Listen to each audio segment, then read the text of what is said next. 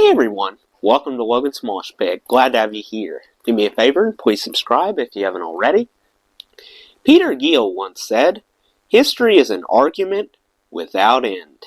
Speaking of history, it's time for a blast from the past on music history. Throughout each episode of Music History, I will tell you about some interesting music events that have happened today, December 22nd. I promise that I won't drone on about everything that took place today, but I do want to recap 10 influential moments. I put them in chronological order. Let's begin. First, on this day in 1939, James Gurley, the great guitarist of Big Brother and the Holding Company, was born. Happy heavenly birthday, James. On this day in 1944, the Animals' astounding drummer Barry Jenkins took his first breath. Happy birthday, Barry. On this day in 1948, Cheap Trick's talented guitar player Rick Nielsen entered the world. Happy birthday, Rick.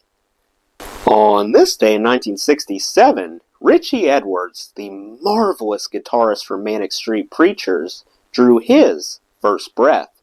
Happy heavenly birthday, Richie. On this day in 1976, Bob Seger secured his first ever gold album with Live Bullet.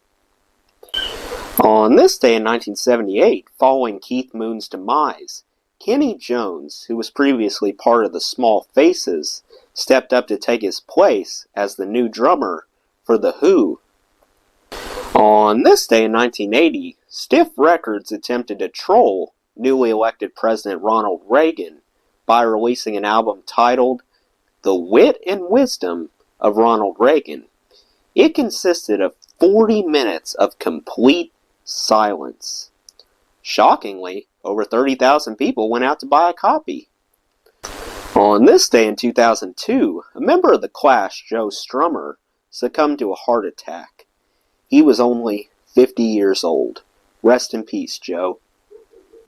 On this day in 2010, the British government officially announced that the iconic Abbey Road area, which the Beatles famously walked across, would be recognized as a National Heritage Site. Last but not least, on this day in 2014, Joe Cocker died after a battle with lung cancer when he was 70 years old.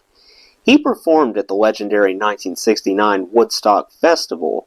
Some of Cocker's most critically acclaimed tunes are The Letter, Up Where We Belong, With a Little Help from My Friends, and You Are So Beautiful. Rest in peace, Joe. Well, that's it. What's your favorite thing that occurred on December 22nd? Let me know in the comments. That does it for today's video, guys. I hope you enjoyed. Make sure to like, comment, and subscribe if you haven't already. I really appreciate the support. I'll see you next time. Till then, rock on.